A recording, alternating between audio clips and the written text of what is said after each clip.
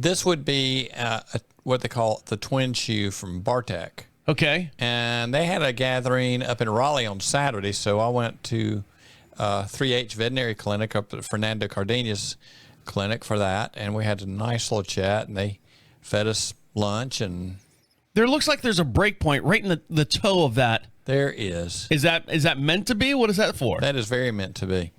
And so what you do is, this does not fit. This fits probably a little more like a racing plate on a foot than you would a conventional, like a steel shoe, like we would do on your dressage horse. Uh-huh.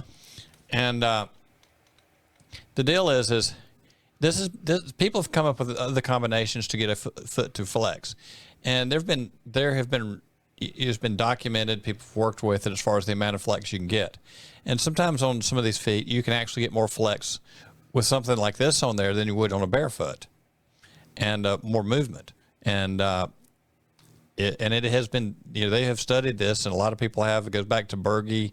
Berge had a shoe that had a little narrow spring piece across the front that he built that didn't stay around real long, but there have been a number of deals that have done this sort of thing.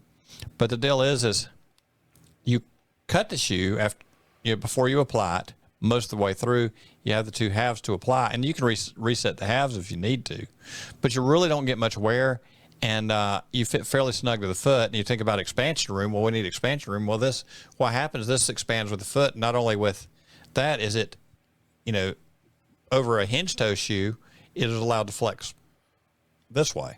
So on changing terrain, the foot molds into the ground more than it would as far as the foot just cocking.